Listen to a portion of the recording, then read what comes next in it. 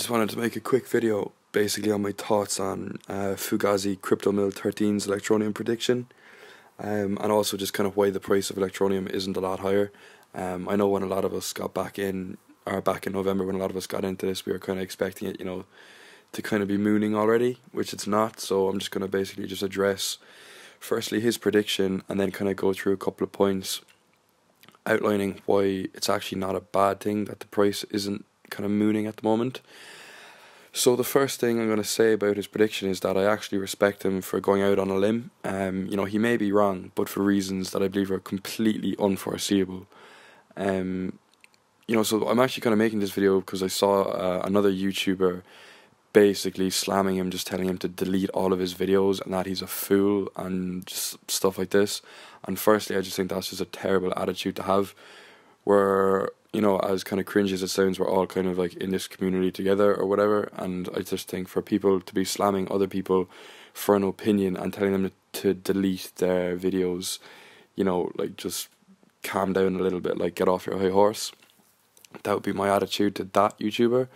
So in relation to Fugazi, anyway, I respect him for going out on a limb, as I said, and these reasons were just completely out of his control. So he boldly predicted $30 to $35 by the end of March. So I'm going to go down through my points. So the electroneum road bumps that occurred were completely unpredictable. Okay, so for example, nobody could have predicted the hacking around the start of November, literally just around when he made the prediction. So I think he made the prediction, and then I think like a day later, literally, I think electroneum got hacked. So as a result of that, there was the whole need for the relaunch. So clearly, straight away, there's like a month gone out of his prediction. Like a month wasted on electroneum, just going back to the drawing board, closing up shop effectively for a month. So straight away, that's clearly something that's gonna offset his prediction. The wallets only went live 3 weeks ago, so mid-December. So basically, he made this prediction, as bold as it was. I'm not disagreeing with it. He made this prediction 1st of November, and the wallets only went live mid-December. So there's actually like a month and a half there of just downtime. So you can't really kind of just dismiss him or whatever. And also, I don't actually have this point written down, so I'm just going to say it now before I forget. He made some really good points in his prediction. He's talking about market capitalization and how it's not a market cap, as what some people are kind of thinking that it is. He basically stated and then backed it up that the market capitalization does not dictate the price dictates the market capitalization. And we've seen this with Tron in the last 2 weeks. Tron was at a market cap of 500 million, and then in like 4 or 5 days went to 12 billion. Okay, so clearly, it's the price that dictates the market cap, not the other way around.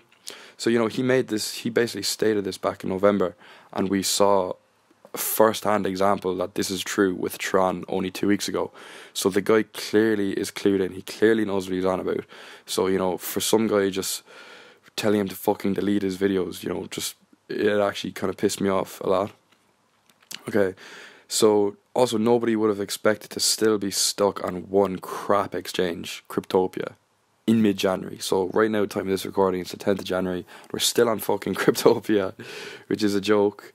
And he definitely did not think that. I didn't think that. To be honest, I don't even think electroneum back in November would think that they'd still be on Cryptopia in mid-January.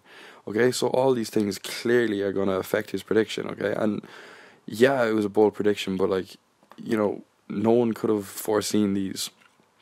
Okay, so electroneum being stuck on one exchange is due to a number of reasons. So basically, they're just trying to fix some locked accounts, fix some transaction issues, and they also need to grow the business internally to handle the exponential growth that they're going to get from these new exchanges. So there's going to be literally millions of new users. I don't know if you've seen any videos of electroneum, of Richard Ellis walking around the office. It's actually a tiny office space. I think their customer support team is you could probably count the number of staff on that team probably on one hand, I'd imagine, from just going off how small the office looked. So, they have to fix these in-house issues before they go big, because otherwise everyone is just going to be like, what the fuck, Electroneum is the biggest letdown ever. If there's, a load of issues with it, a load of customer support tickets being made, it's just going to completely clog the drain, we'll call it. There's just going to be shit, like, just basically in the sink. That's how I'm just going to describe that one, okay? So they're trying to make this go as smoothly as possible, so taking their time with it is actually a good thing. That's why it's on one exchange. That's my opinion.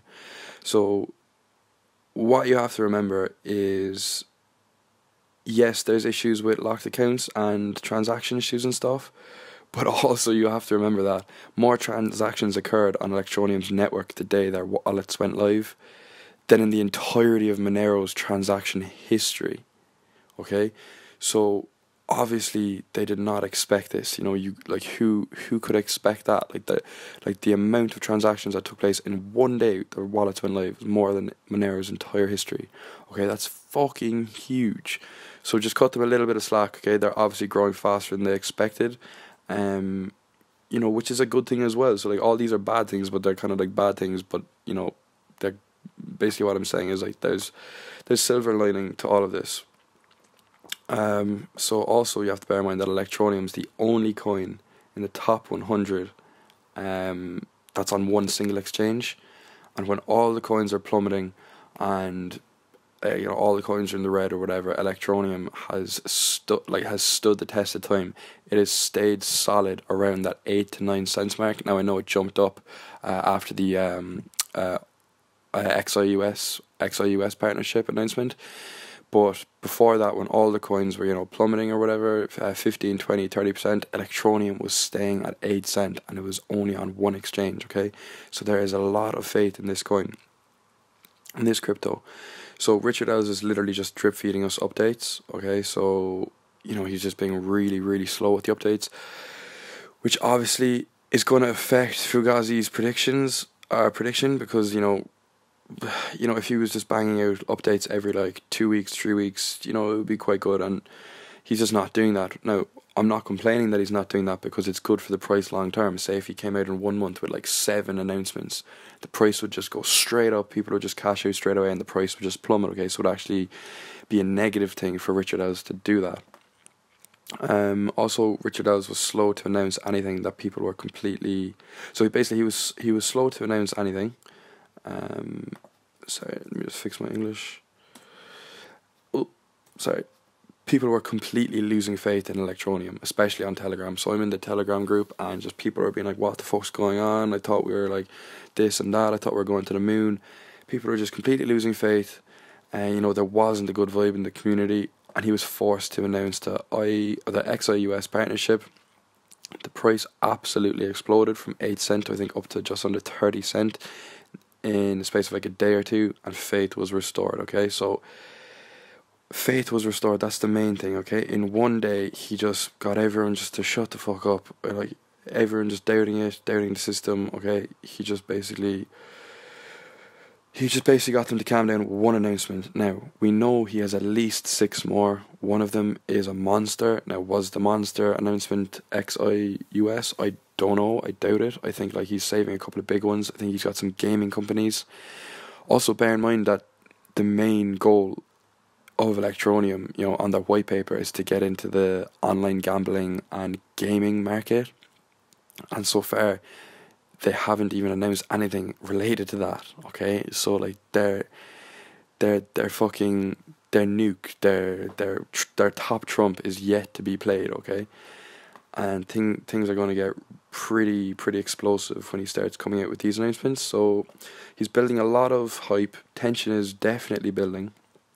Now, this is the analogy I'm using. I think Richard Ells, okay, think of it as he has the gun and he's been loading it for the past few weeks, just collecting, whatever, all these partnerships, signing deals, and it's only a matter of time before he decides to pull the trigger, okay? So he can pull the trigger, but he just needs to sort out the in-house issues. That's what I believe. When he decides to pull the trigger, this thing's going to absolutely fucking blow, okay? So just be patient.